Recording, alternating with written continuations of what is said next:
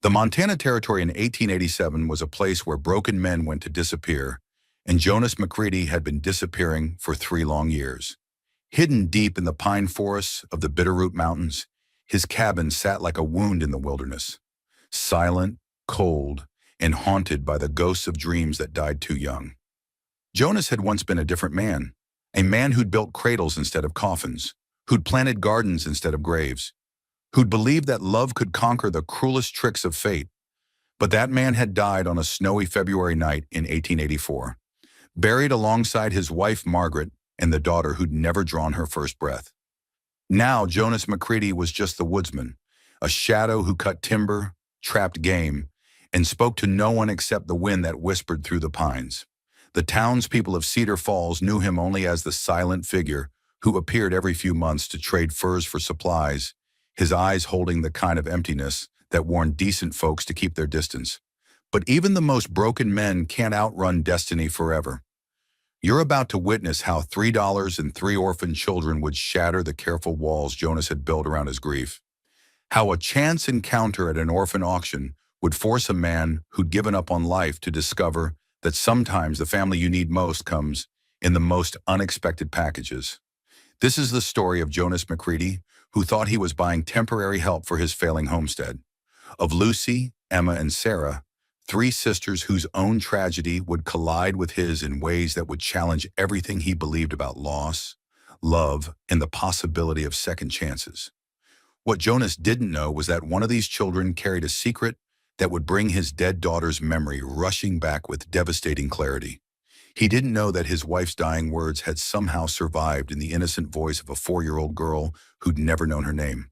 The orphan office in Cedar Falls was about to close its doors forever, selling its remaining children like livestock to anyone with $3 and a pulse.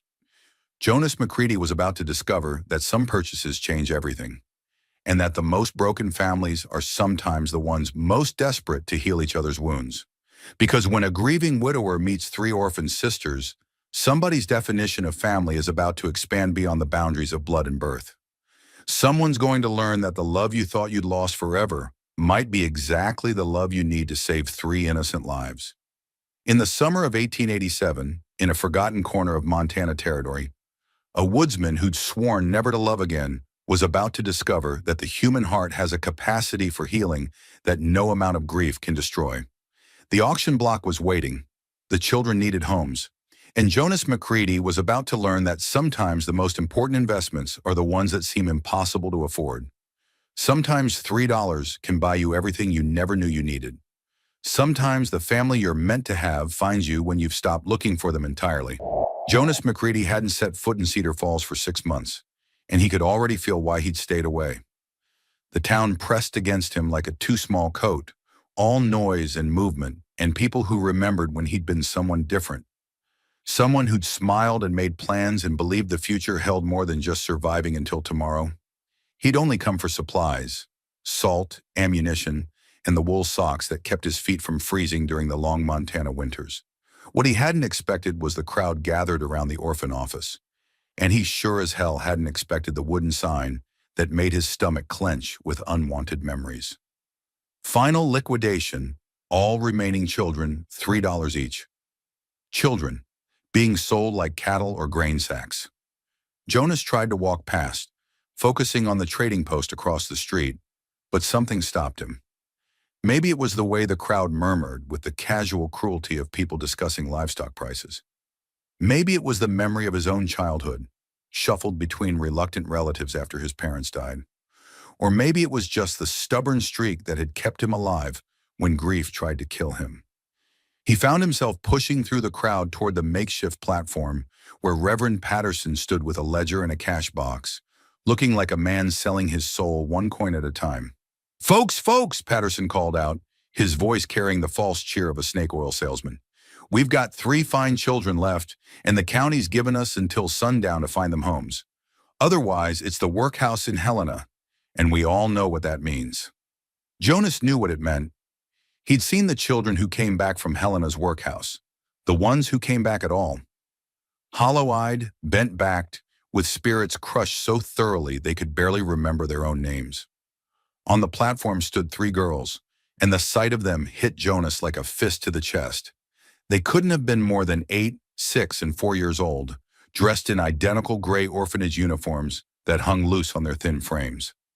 But it wasn't their poverty that stopped his breath. It was the way they stood.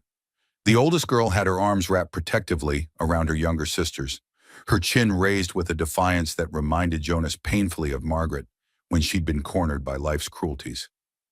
The middle child kept glancing at the crowd with curious, intelligent eyes that seemed too knowing for her age.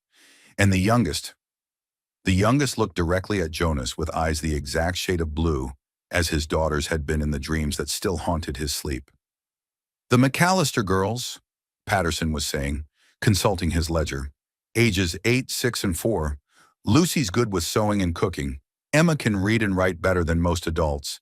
And little Sarah, well, she's quiet, but she'll grow into usefulness. Together or separate, $3 each." "What about their parents?" as someone called out. "Fever took the whole family except these 3. Been with us 8 months now. Good children, no real behavioral problems, though the youngest sometimes talks to herself. Nothing discipline won't cure." Jonas watched Sarah lean closer to Lucy, whispering something that made the older girl nod and whisper back. Sisters protecting each other the way Margaret would have protected their daughter if she'd lived long enough to need protecting. "Do I hear $3 for the oldest?" Patterson continued. "She's nearly ready for domestic service. Could earn her keep in any household. I'll take her." The voice belonged to Ezra Hutchins, who owned the largest ranch in the valley and had a reputation for working his help harder than his horses. "Good strong back on that one." Jonas felt his jaw clench. Lucy couldn't have been more than 8 years old, and Hutchins was talking about her like a draft animal. $3 for Lucy McAllister. Anyone else?" "I'll bid on the middle one," called out Mrs. Pemberton, the banker's wife. "She'd make a fine serving girl once she's trained proper." $3. Jonas watched Emma's face crumple slightly before she straightened her shoulders and lifted her chin. 6 years old and already learning that her value was measured in how well she could serve people who saw her as property. "And the little one?" Patterson looked around the crowd. "Anyone interested in Sarah McAllister?" Silence. The kind of heavy, uncomfortable silence that settled over crowds when they were witnessing something shameful but profitable. "She's awful young," someone muttered. "More trouble than she's worth." "Give her a year or 2, Patterson said desperately. "She'll grow into—" "I'll take all 3. The words left Jonas's mouth before his brain could stop them. The crowd turned to stare at the tall, bearded woodsman who'd appeared at the back, like a ghost stepping out of the forest. "Excuse me?" Patterson blinked in surprise. "All 3 girls. I'll take them." Jonas stepped forward, ignoring the whispers that followed him. $9 total. Ezra Hutchins scowled. "Now hold on, McCready. I already bid on the oldest. You bid $3. I'm bidding 9 for all of them." Jonas met Hutchins' glare without flinching. "Unless you want to raise your bid to cover all 3 sisters?" Hutchins looked at the 3 girls, calculating profit against expense, then shook his head. "Ain't worth it. 1 child's plenty." "Anyone else?" Patterson asked, though his relief was obvious. Selling all 3 children at once meant his problem would be completely solved. Going once, going twice. Sold to Jonas McCready for $9. As Jonas counted out the money, nearly half his available cash, he wondered what the hell he'd just done. He lived alone in a 1-room cabin, barely spoke to another human being from 1 month to the next, and knew less about caring for children than he did about flying to the moon. But when he looked up at the platform and saw Lucy's suspicious relief, Emma's cautious hope, and Sarah's steady blue gaze, he knew he couldn't have done anything else. "You'll need to sign papers," Patterson said, shuffling through his documents. "Takes legal responsibility, of course. Any health problems, behavioral issues, that's all on you now." "Fine." Jonas scrawled his name on the papers without reading them. "They got belongings?" "What you see is what they've got. The dresses they're wearing and a small bag of personal items." Jonas looked at the 3 girls. His girls, he supposed, though the thought made his chest tight with panic. "Come on then, let's go home." Lucy came down from the platform first, still keeping herself between her sisters and the world. Emma followed, clutching a small cloth bag that probably contained everything they owned. Sarah came last, and as she passed Jonas, she looked up at him with those unsettling blue eyes and whispered something so softly he almost missed it. "Thank you, Mr. Jonas." He stopped dead, his heart hammering against his ribs. Not Mr. or Sir or even Macready. She'd called him Mr. Jonas, the same way his daughter would have if she'd lived long enough to learn his name. "How do you know?" Jonas started to ask, then shook his head. It was just coincidence.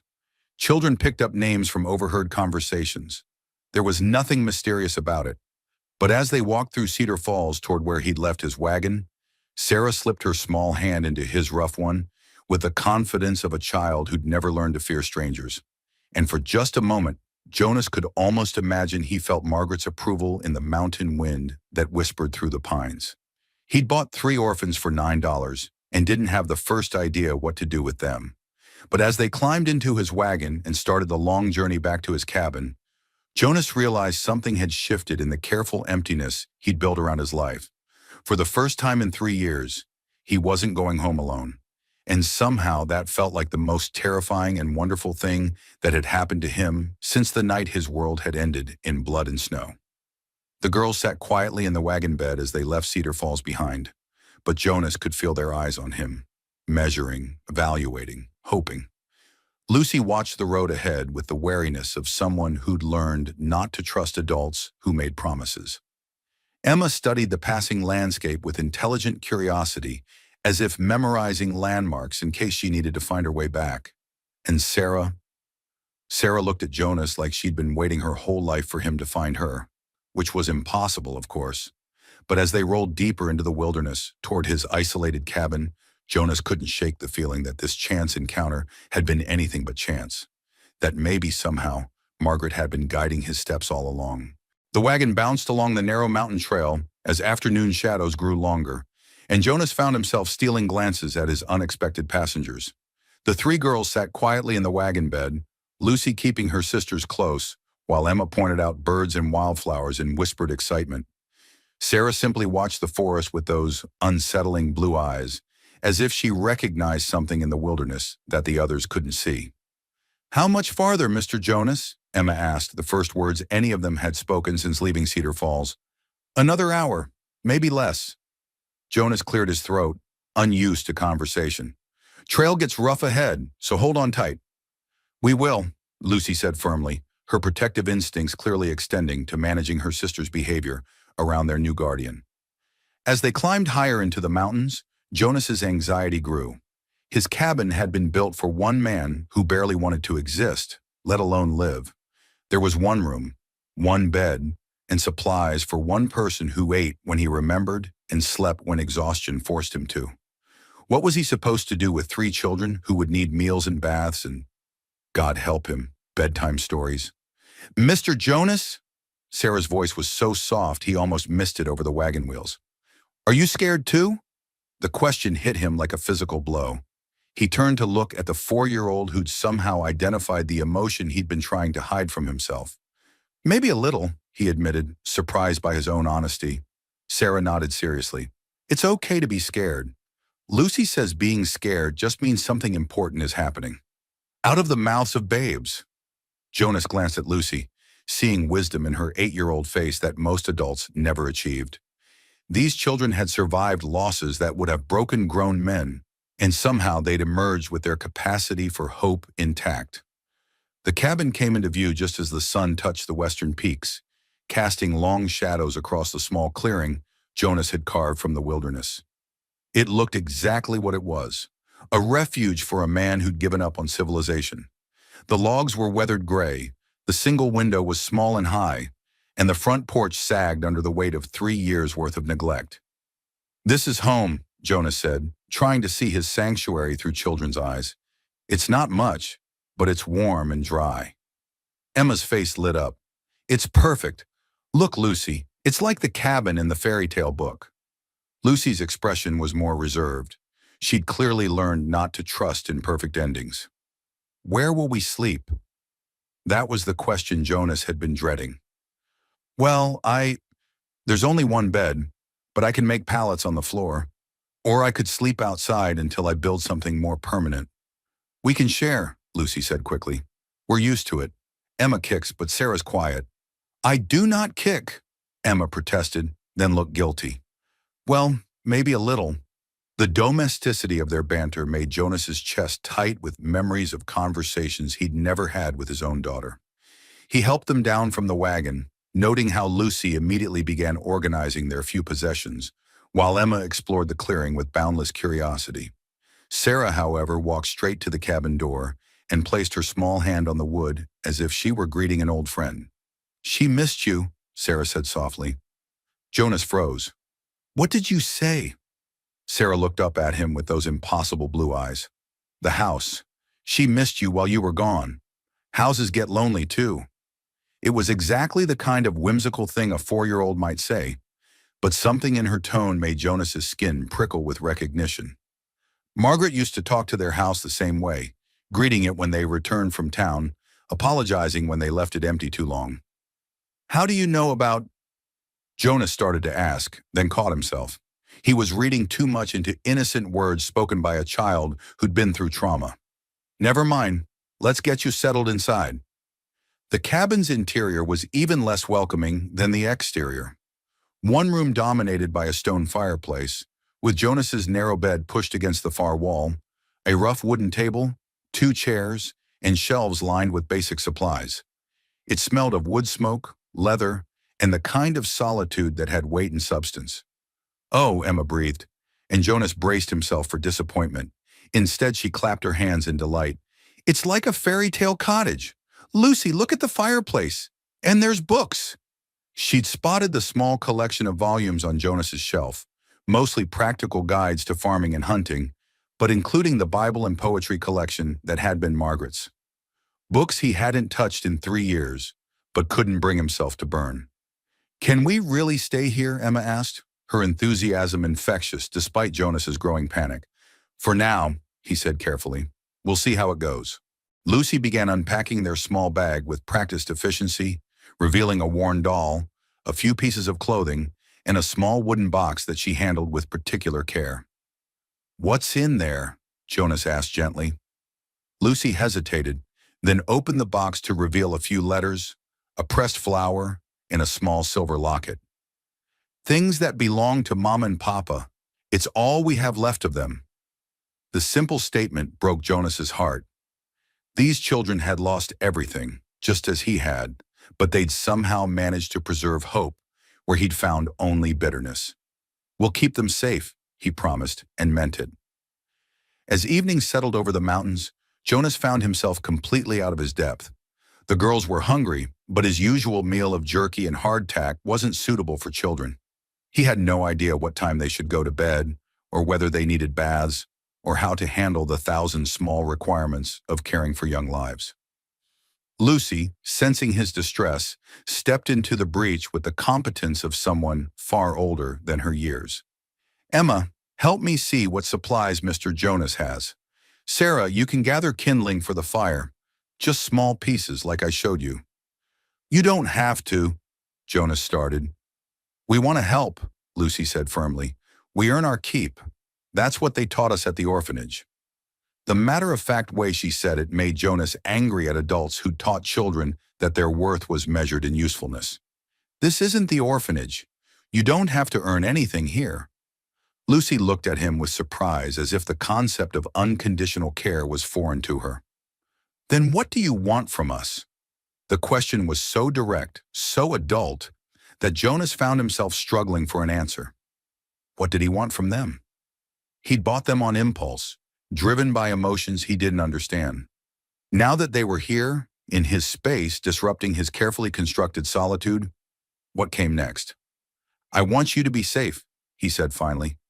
And happy, if that's possible. Everything else we'll figure out as we go. Lucy studied his face for a long moment, then nodded slowly. Okay, but we still want to help. It feels better when we're useful. As they worked together to prepare a simple meal of beans and cornbread, Jonas found himself observing the girls' dynamic. Lucy was clearly the leader, making decisions and managing her sisters with gentle authority. Emma was the explorer, chattering about everything she saw and asking endless questions about life in the wilderness. And Sarah was the mystery. She moved through the cabin like she'd been there before, knowing instinctively where things belonged, anticipating Jonas's needs before he voiced them. When he reached for the coffee pot, she was already pointing to where he'd stored it. When he looked for his spare blankets, she nodded toward the chest in the corner. "Sarah, how did you know where the blankets were?" Jonas asked as they prepared sleeping arrangements. Sarah tilted her head, considering the question seriously. "The lady with yellow hair told me. She likes to keep things neat." Jonas's blood turned to ice. "What lady?" "The one who lives here sometimes. She has yellow hair like sunshine, and she smells like flowers. She's sad, but she's happy you brought us home." Lucy frowned at her youngest sister. "Sarah, there's no lady here. Don't make up stories." But Jonas couldn't breathe. Margaret had golden hair that caught sunlight like spun silk. Margaret had always smelled of the wildflowers she loved to gather. Margaret had lived in this cabin for the 2 years before she died, and if her spirit lingered anywhere, it would be here. "What else did the lady tell you?" Jonas asked, his voice barely steady. Sarah looked up at him with those knowing blue eyes. "She said you forgot how to smile, but we can help you remember. And she said to tell you that baby Rose is safe now. She's waiting for you both to come home when it's time." The room spun around Jonas. Rose. They'd named their daughter Rose, planning to call her Rosie when she got older. It was a name he'd never spoken aloud since the night she died, a secret he'd carried like a stone in his chest for 3 years. There was no way Sarah could know that name. No way she could know about Margaret's appearance or her love of flowers. No possible explanation except, "Sarah," Lucy said sharply, clearly frightened by Jonas's reaction. "Stop talking nonsense. You're scaring Mr. Jonas." But Sarah just smiled with the serene confidence of a child who saw no difference between the living and the dead. "The lady says not to be scared. She says love doesn't end just because bodies do, and she's glad we're here to take care of you." Jonas staggered outside onto the porch, his heart hammering against his ribs. The mountain air was cold and clean, but it couldn't wash away the impossible truth of what he'd just heard. Emma appeared beside him, her young face creased with worry. "Are you okay, Mr. Jonas?" "Sarah doesn't mean to be strange. She just sees things sometimes." "What kind of things?" Emma shrugged. "People who aren't there anymore. She talked to our mama for weeks after she died. The orphanage people said it was just grief, but Sarah knew things. Private things Mama never told anyone else." Jonas looked through the window at Sarah, who was helping Lucy arrange blankets on the floor with the matter-of-fact competence of someone much older, a 4-year-old girl who claimed to speak with his dead wife and knew the name of his daughter who'd lived less than an hour. Either he'd lost his mind or he'd somehow bought 3 orphans who came with a direct connection to the family he'd lost. As night settled over the cabin and the girls curled up together near the fire, Jonas sat in his chair and watched them sleep. Lucy's arm protectively around Emma, Emma's hand resting on Sarah's shoulder, Sarah's face peaceful with the innocence of childhood. He'd thought he was saving them from the workhouse, but as Sarah's words echoed in his mind, words that could only have come from Margaret herself, Jonas began to wonder if maybe they'd been sent to save him. "Thank you," he whispered to the darkness, not sure if he was addressing the living or the dead. From her place by the fire, Sarah stirred in her sleep and smiled, and just for a moment, Jonas could have sworn he smelled wildflowers on the mountain wind. Jonas woke before dawn to the sound of quiet voices and the smell of coffee brewing. For a moment he lay still, convinced he was dreaming. Then reality crashed back. 3 orphan girls were living in his cabin, and one of them apparently spoke to his dead wife. He found Lucy at the stove, carefully tending a pot of porridge while Emma set wooden bowls on the table. Sarah sat in the corner, having what appeared to be a one-sided conversation with empty air. "She says you like your coffee black," Sarah announced without looking up, "and that you used to sing while you worked, before you got too sad to remember the songs." Jonas's hand froze halfway to the coffee pot. Margaret had always teased him about his off-key humming while he chopped wood or mended tools. It was such a specific private memory that no child could have guessed it. "Sarah," Lucy said firmly, "eat your breakfast and stop talking to invisible people." She's not invisible, Sarah replied matter-of-factly. She's just different now. Like how water becomes steam, but it's still water. Emma looked up from her bowl with curiosity rather than fear. What does she look like? Pretty. She has kind eyes and she misses Mr. Jonas very much. She says she's been waiting for us to come take care of him because he forgot how to take care of himself. Jonas set down his coffee cup with shaking hands. Sarah, what's the lady's name? Margaret, Sarah said simply, and she wants to show you something outside. She says it's important. The cabin fell silent except for the crackle of the fire. Lucy and Emma stared at their youngest sister, while Jonas felt the world tilt beneath his feet. He'd never told them Margaret's name. Mr. Jonas! Emma's voice was small. Are you okay? I need some air, Jonas managed, pushing back from the table. Outside, the morning mist clung to the mountains like ghostly fingers. Jonas walked to the edge of his clearing, trying to process what was happening. Either Sarah was somehow channeling his dead wife, or grief had finally driven him completely insane. The garden, Sarah's voice came from behind him.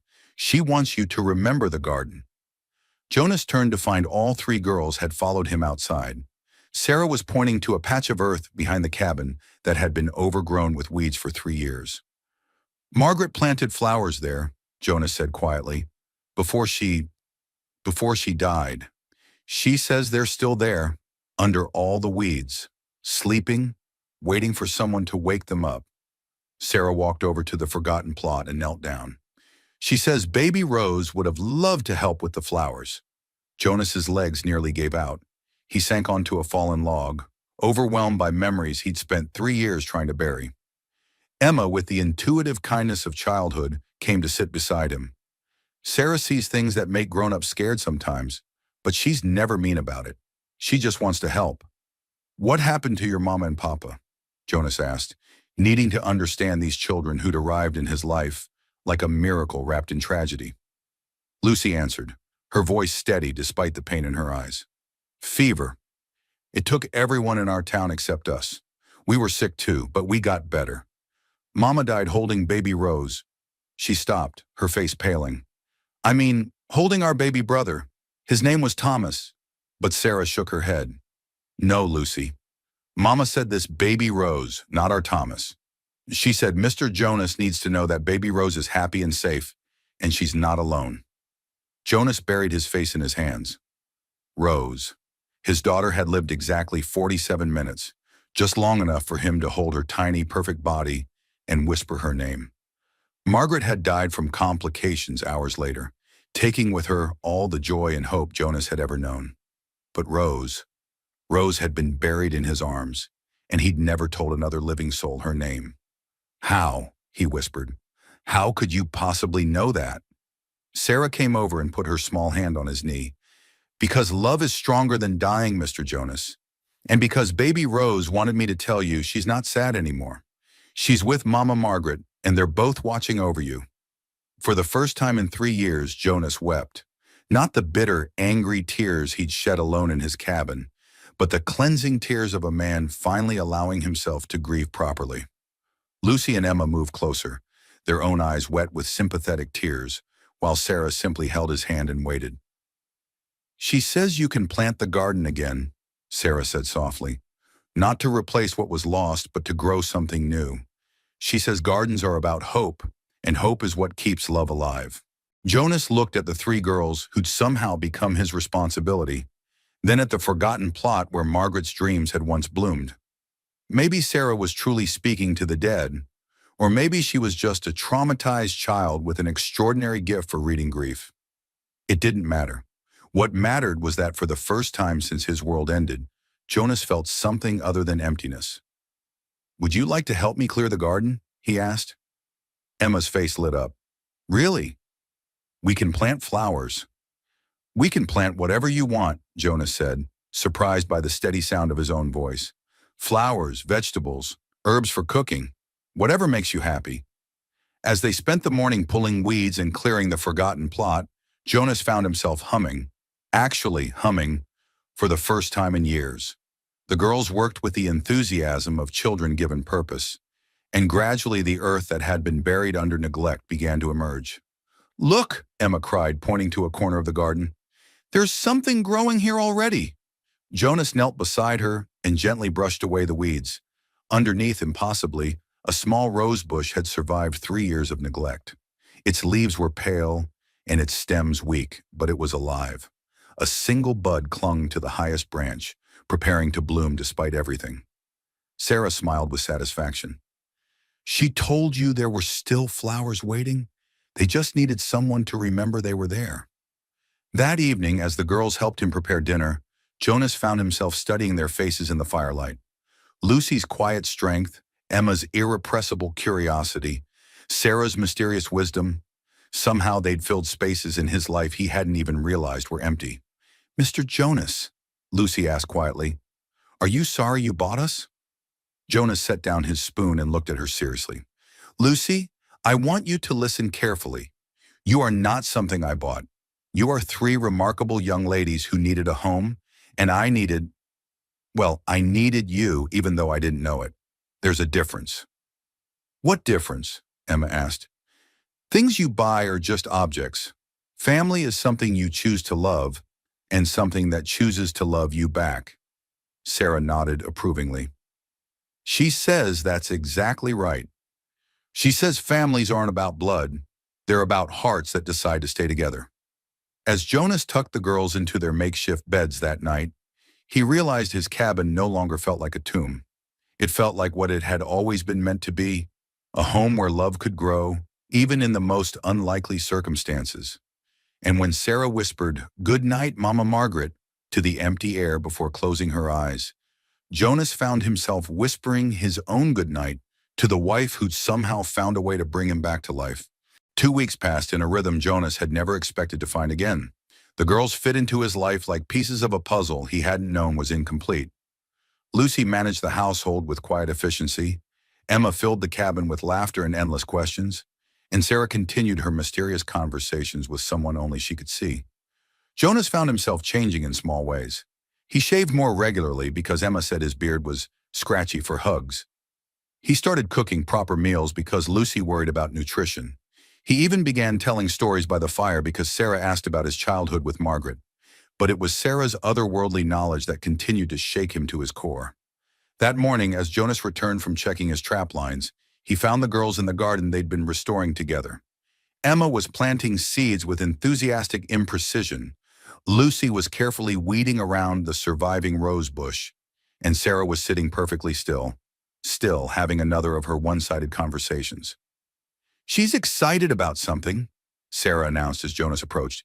"She says today is special because you're finally ready to hear the whole truth." Jonas set down his catch and knelt beside Sarah. Over the past 2 weeks, he'd stopped questioning these moments and started listening. Whether Sarah was truly speaking to Margaret's spirit or simply processing trauma through remarkable intuition, her words consistently brought him comfort and understanding. "What truth?" Jonas asked gently. Sarah tilted her head, listening to something only she could hear. "She says you need to understand why we came to you. It wasn't accident, Mr. Jonas. It was, what's the word? Destiny." Lucy looked up from her weeding, frowning. "Sarah, stop making up stories." "I'm not making up," Sarah protested. "Tell them, Mama Margaret. Tell them about the night baby Rose was born." Jonas felt his heart stop. "Sarah, what about that night?" "She was there when baby Rose died. She held her while you held both of them, and baby Rose whispered something before she stopped breathing. Something important." Jonas's hands began to shake. That night was the worst memory of his life, too painful to examine even in his dreams. "Sarah, I don't think—" "Baby Rose whispered a name," Sarah continued, her young voice carrying impossible authority.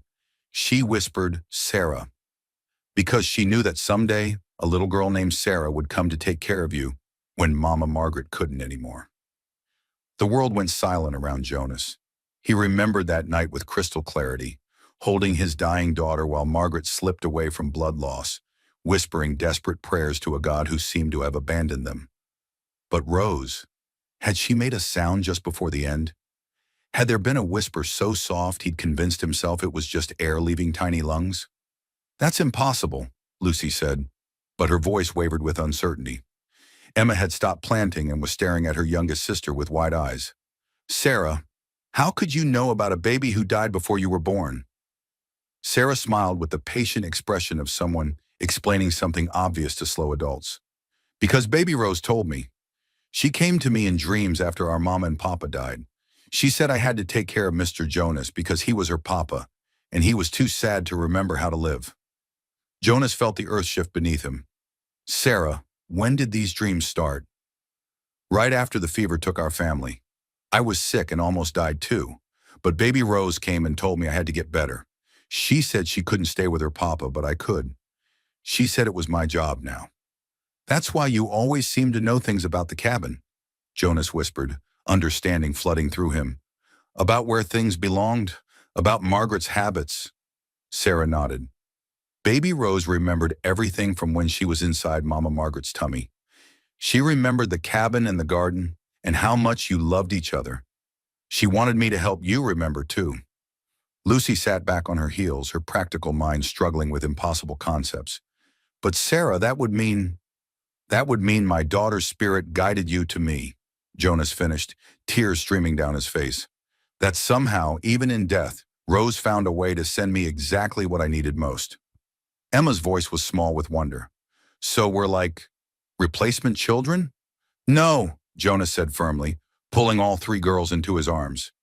You could never replace Rose, just like you could never replace your own parents. But sometimes the people we love find ways to keep loving us even after they're gone. Sometimes they send us exactly the family we need to heal. Sarah leaned against his chest, satisfied that her message had finally been understood. Mama Margaret says you don't have to be sad anymore. Baby Rose is happy because she found a way to give you daughters who could grow up and love you back. As Jonas held the three girls who'd somehow become his world, he understood that his impulse to buy them at the orphan auction hadn't been impulse at all. It had been love reaching across the veil of death, guiding him toward the family he was meant to have. Does this mean we can stay forever? Emma asked hopefully. Jonas looked around at the garden they'd restored together, the cabin that had become a home again, the faces of three children who'd arrived as strangers and become his heart. If you want to stay, you'll always have a place here, not as orphans I bought, but as daughters I choose to love. Even though we're not really your daughters? Lucy asked, still struggling with the enormity of what they'd learned. Jonas met her eyes with absolute certainty. Lucy, the moment I held Sarah's hand at that auction, you became my daughters in every way that matters. Blood doesn't make a family, love does. And I love all three of you more than I ever thought possible. That evening, as they sat around the fire, Sarah made one final announcement from her invisible advisor. Mama Margaret says to tell you she's proud of the man you've become. And Baby Rose says thank you for giving her sisters she always wanted. Sarah paused, tilting her head. And they both say they'll always be watching over our family, but they don't need to visit anymore. Because you remember how to be happy now. As if to prove the point, the rose bush they'd rescued bloomed that very night. 3 perfect roses, as if the garden itself was celebrating the completion of their unlikely family. Jonas McCready had thought he was buying 3 orphans for $9. Instead, he'd been given 3 daughters by the ghost of the child he'd lost, a little girl who'd loved him so much that even death couldn't stop her from making sure he wasn't alone. Sometimes the most impossible love stories were the ones that began with endings, and found their happy endings in new beginnings that seemed too miraculous to believe. But as Jonas tucked his 3 daughters into bed that night, listening to their sleepy goodnights and contented sighs, he knew that miracles were just love finding creative ways to continue existing in a world that tried to convince people love could die. His family was proof that love, once given, never truly ended. It just transformed into new shapes and found new ways to bloom. Summer arrived in the Montana mountains with the gentle insistence of hope returning to a grieving heart. Jonas woke each morning to the sounds of his daughters, he'd finally allowed himself to think, chattering over breakfast and planning their day's adventures. The cabin that had once echoed with lonely silence now rang with laughter, arguments, and the constant hum of family life. Papa Jonas, can we pick berries today? Emma asked over her porridge, bouncing in her chair with excitement. She'd started calling him Papa Jonas 3 weeks ago, and each time she said it, something tight in his chest loosened a little more. After chores, he replied, marveling at how naturally the word chores had entered his vocabulary. Before the girls, his days had been about mere survival. Now they were about teaching, nurturing, building something that would last. Lucy, ever practical, was already planning. We'll need baskets, and Sarah should wear her long sleeves so she doesn't get scratched. Sarah looked up from where she was carefully feeding bits of porridge to her cloth doll. The same doll she'd arrived with, now named Rose in honor of the sister she'd never met, but somehow knew. Mama Margaret says the best berries are on the south slope, near the old lightning tree. Jonas no longer questioned Sarah's mysterious knowledge. Whether she truly spoke to spirits or simply possessed an uncanny intuition, her guidance had never led them wrong. The south slope did indeed have the best berries, and the old lightning tree was exactly where she'd said it would be. As they prepared for their berry-picking expedition, Jonas caught himself humming a lullaby Margaret used to sing. Emma immediately picked up the tune, her sweet voice harmonizing with his deeper tones. Lucy joined in shyly, and even Sarah added her baby-soft soprano to their impromptu choir. "We sound like a real family," Emma declared with satisfaction. "We are a real family," Jonas corrected gently. "The realest family in all of Montana territory." The berry-picking expedition became a lesson in patience, teamwork, and the fine art of eating more berries than you picked. Jonas watched his daughters work together, Lucy organizing their efforts, Emma exploring every bush with scientific curiosity, Sarah quietly accumulating the fullest basket while having whispered conversations with invisible advisors. "Papa Jonas," Lucy said during their lunch break, "what were you like when you were our age?" It was the first time she'd asked about his past, and Jonas realized she was finally comfortable enough to be curious about the man who'd become her father. "Stubborn," he admitted with a smile, "and lonely. I didn't have sisters like you three do." "Is that why you wanted us?" Emma asked with her characteristic directness. Jonas considered the question seriously. "I think I wanted you because you needed me, and I needed you, even though I didn't understand that at the time. Sometimes the best decisions are the ones we make before we're smart enough to talk ourselves out of them." Sarah looked up from her conversation with her doll. "She says you were meant to be our pop all along. She says some families just take longer to find each other." As they walked home with their berry harvest, Jonas felt a contentment he'd forgotten was possible. But that evening brought an unexpected challenge that would test their newfound family bonds. A knock at the door interrupted their berry pie dinner. Jonas opened it to find Reverend Patterson, the same man who'd auctioned the girls at the orphan office. "Mr. McCready," Patterson said, his voice carrying an official tone that made Jonas's stomach clench, "I need to speak with you about the children." Jonas stepped outside, closing the door behind him.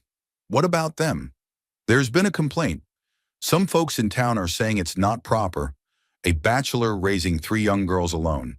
There's talk of having them placed in more appropriate homes." Ice ran through Jonas's veins. "These girls are my daughters now. I have the papers." "Papers that say they're bound to you for labor, not adopted as family. There's a difference, legally speaking." Patterson's expression was sympathetic but firm. "Judge Morrison wants to review the situation. There'll be a hearing next week." Through the window, Jonas could see his daughters watching anxiously. Lucy had moved protectively closer to her sisters, as if sensing trouble. "They belong here," Jonas said quietly. "This is their home." "I believe that, McCready. I've heard reports about how well you're caring for them. But appearances matter, and you'll need to prove to the judge that your arrangement is in their best interests." After Patterson left, Jonas sat his daughters down and explained the situation as gently as possible. Lucy went pale, Emma burst into tears, and Sarah simply nodded as if she'd been expecting this challenge. "Are they going to take us away?" Emma sobbed. "Not if I can help it," Jonas promised, pulling her into his arms. "We'll fight this together. We're a family, and families don't give up on each other." "What do we need to do?" Lucy asked, her 8-year-old voice carrying the weight of someone much older. "We need to show the judge that we belong together, that you're not just 3 children I'm caring for, but daughters I love with all my heart." Sarah spoke up quietly. She says not to worry. She says some battles are won before they're fought, and this is one of them. Jonas hoped Sarah's invisible advisor was right, but he spent the sleepless night making plans. If someone wanted to take his daughters away, they'd have to prove that he wasn't capable of loving and protecting them. And Jonas was prepared to move heaven and earth to show that these three girls had transformed him from a broken man into the father they deserved. The next morning, he began teaching them everything he knew about mountain living, not because they needed to earn their keep, but because he wanted the judge to see that they were thriving under his care. Lucy learned to bake bread that rose perfectly. Emma mastered the art of reading animal tracks. Sarah demonstrated her uncanny ability to predict weather patterns. But more importantly, Jonas began documenting their daily life. The way Lucy naturally took care of her sisters, how Emma's curiosity led to wonderful discoveries, how Sarah's quiet wisdom brought peace to their household.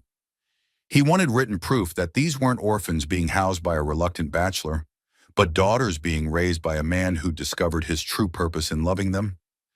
As the hearing approached, Jonas realized he wasn't just fighting for custody of three children. He was fighting for the right to be the man Margaret and Rose had somehow conspired to help him become. A father whose love could heal the wounds left by loss, and whose family could prove that sometimes the most broken pieces fit together to create something stronger than anything that had come before. The battle for his daughters was about to begin, but Jonas McCready was no longer the hollow man who'd bought three orphans on impulse. He was a father, and fathers fought for their children with everything they had. Even when the odds seemed impossible, love found a way to win. The morning of the hearing dawned gray and cold, as if the Montana sky itself disapproved of what was about to happen. Jonas dressed his daughters in their best clothes, simple dresses he'd bought in town, but clean and carefully mended by Lucy's skilled hands. They looked like what they were, three loved children preparing to fight for their family. "Remember what we practiced," Jonas said as they climbed into the wagon. "Answer the judge's questions honestly, but don't be afraid to tell him how you feel about living here." Lucy nodded solemnly, her hand protectively holding Emma's. "We will, Papa Jonas. We'll make sure he understands." Emma, usually irrepressible, was unusually quiet. "What if he doesn't believe us? What if he thinks we're just being loyal because we're scared?" "Then we'll deal with that when it happens," Jonas replied. "But Emma, what you feel for me isn't loyalty born of fear. It's love born of choice, and that's something even judges can recognize."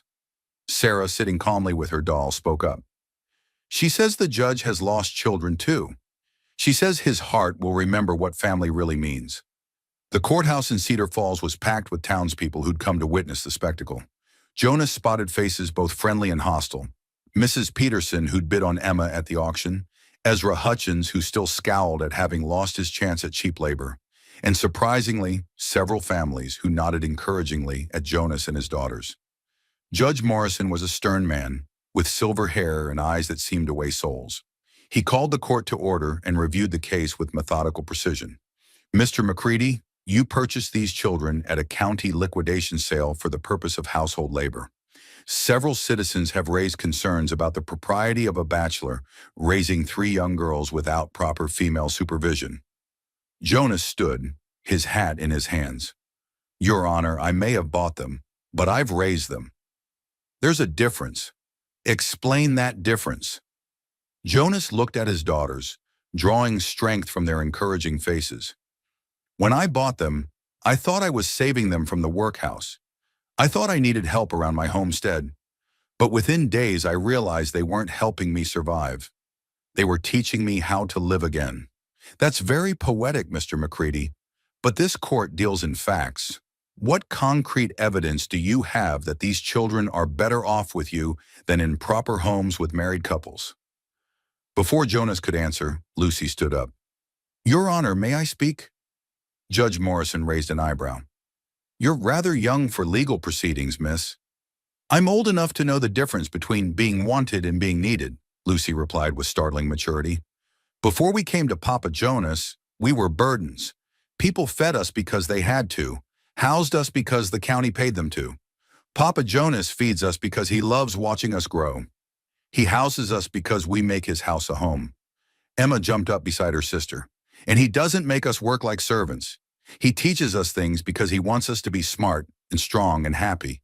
He reads us stories and tucks us in and worries when we get sick. Judge Morrison's stern expression softened slightly. And you, young lady, he asked Sarah, what do you think about living with Mr. McCready? Sarah stood clutching her doll and spoke with the quiet certainty that had amazed Jonas from the beginning. Papa Jonas was broken when we found him. We were broken too.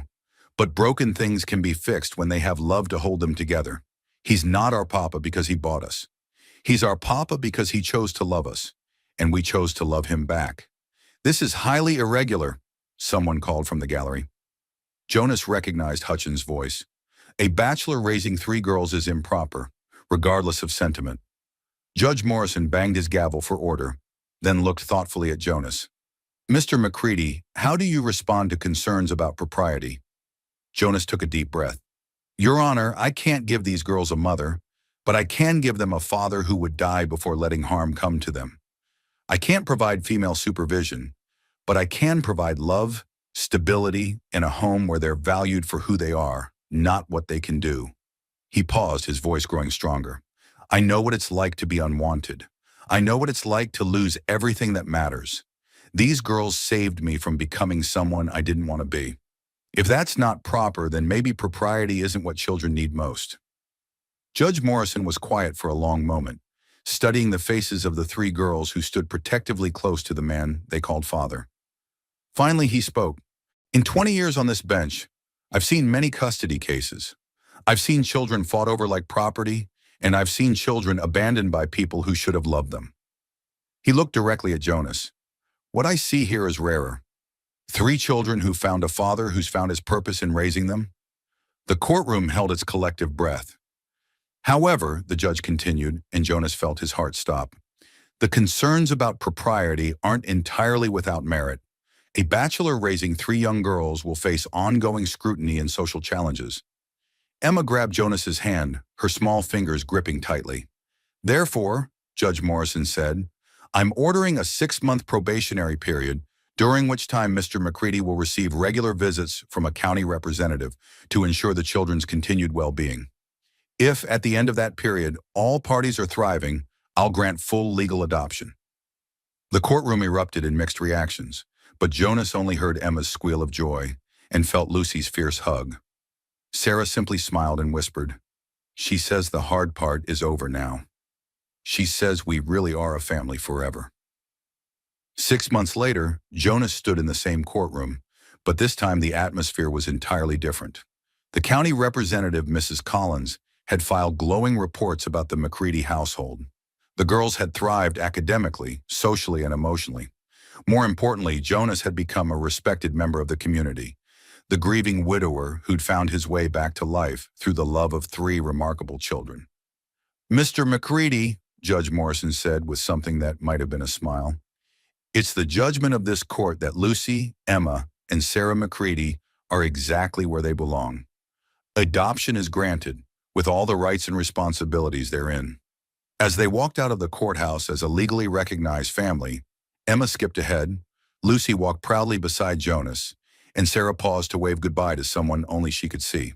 Are they leaving now? Jonas asked quietly. Sarah nodded. They say their job is done. We don't need guardian angels anymore because we have each other. That evening, as Jonas tucked his daughters into the beds he'd built for them in their expanded cabin, he marveled at the journey that had brought them together. He'd thought he was buying 3 orphans for $9.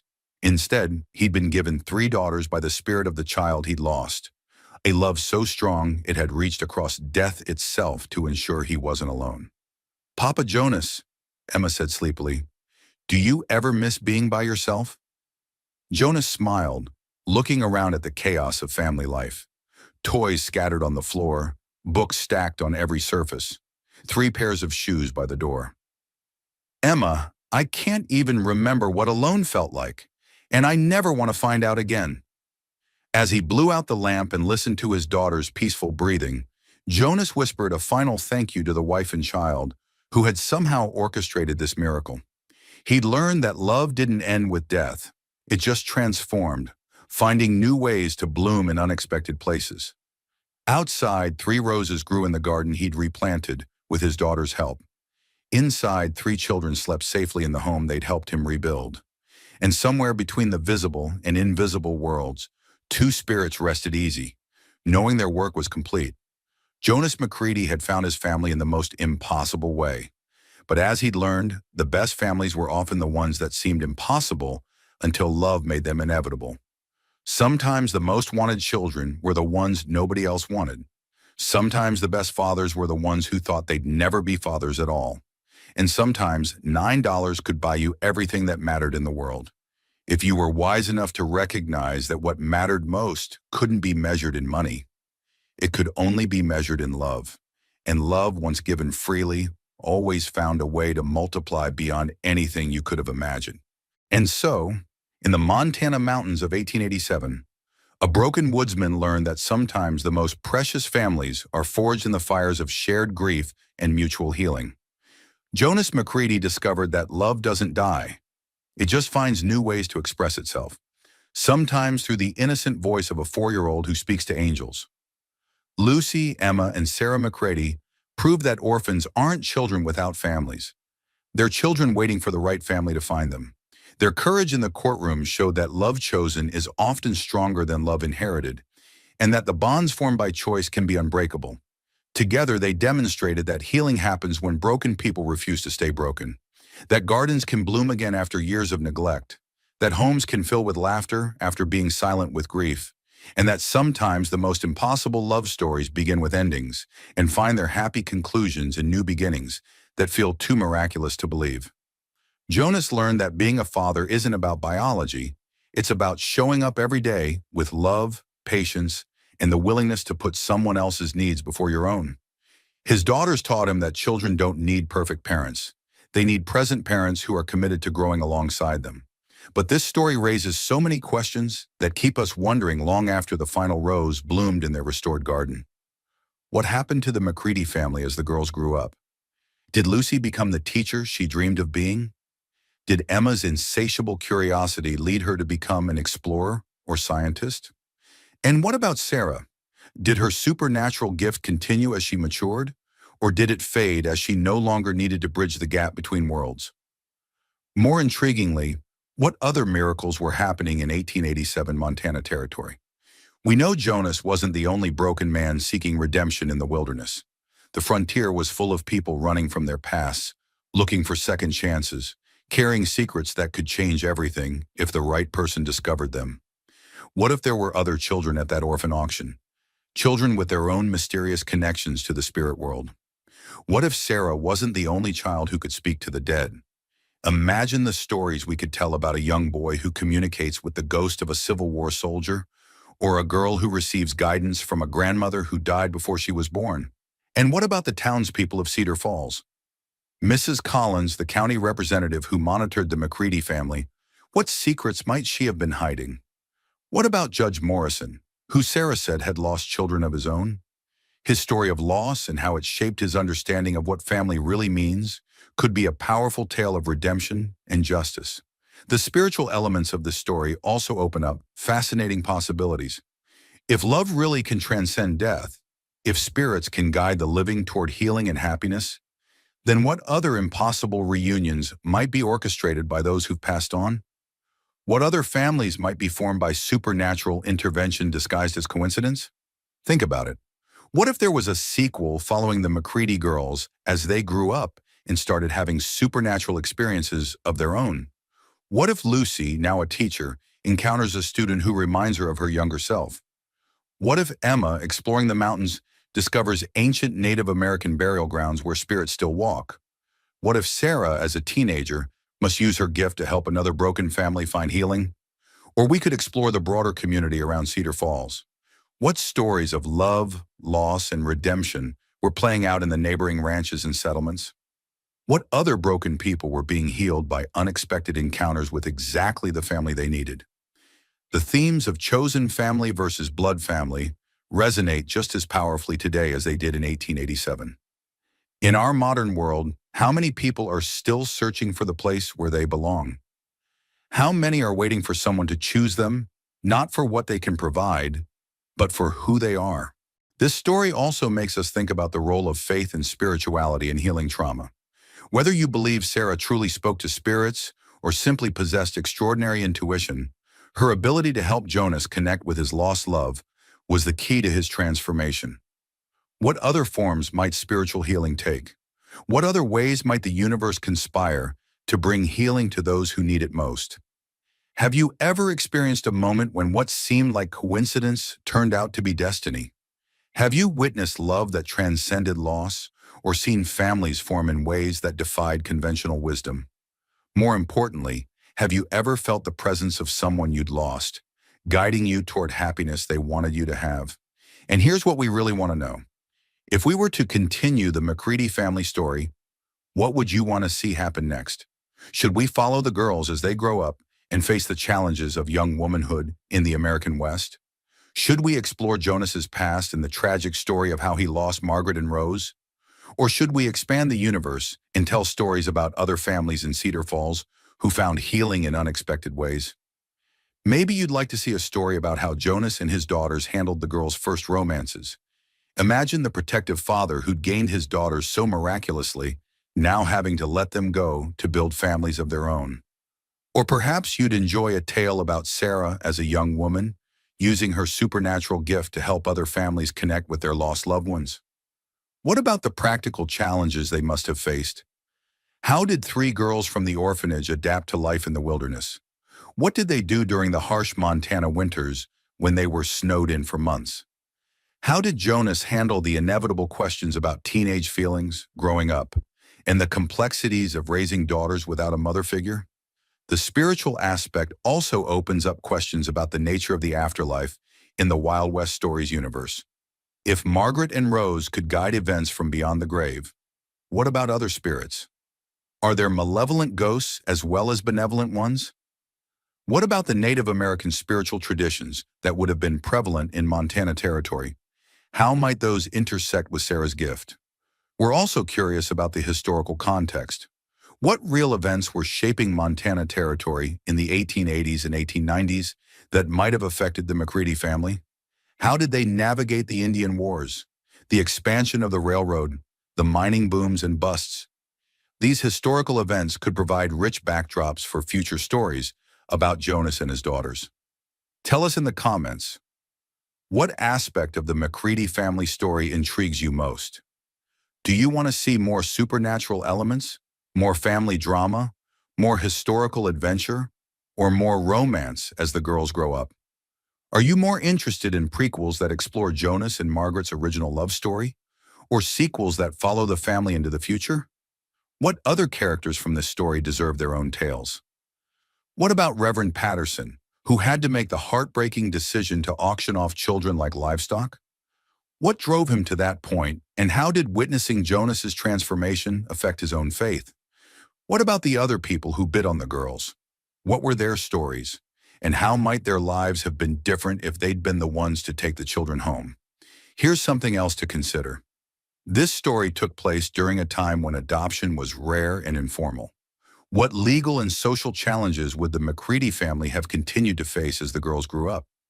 How would their unconventional family structure have been viewed by neighbors, potential suitors, and society at large? And what about the broader theme of men learning to be nurturing fathers? Jonas's transformation from grieving widower to devoted father was remarkable, but it couldn't have been easy.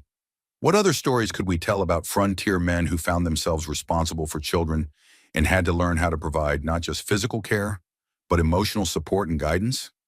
The story also touches on themes of economic hardship and social inequality. What other tales could we explore about the intersection of poverty, family, and love in the American West? How did other families survive when formal social services didn't exist, and community support was often the difference between life and death? Don't forget to subscribe to Wild West Stories for more incredible tales of love that conquers impossible odds, families that form against all expectations, and the courage to believe in second chances when everyone else has given up hope. Hit that notification bell because we're planning something special based on your feedback. But most importantly, share your ideas in the comments below. What stories do you want us to tell next? What characters deserve deeper exploration? What themes resonate most powerfully with your own experience of family, loss, and healing? Your suggestions literally shape the stories we choose to tell.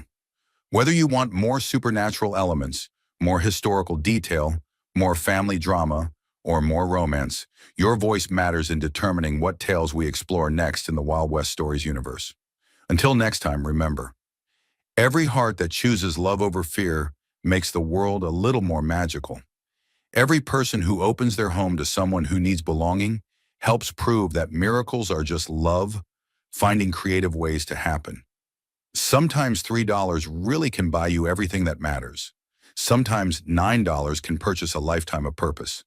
And sometimes the family you're meant to have finds you exactly when you've stopped believing that families like that still exist. Jonas McCready thought he was saving 3 orphan children. Instead, 3 angels disguised as little girls saved a man who'd forgotten how to live. What impossible family story is waiting to be told next? Help us decide, and let's discover together just how many miracles love can create when it refuses to accept that some things are impossible. Thanks for joining us in the Montana mountains, where love conquered death and families bloomed like roses after the hardest winter. Now tell us, what miracles are you ready to believe in?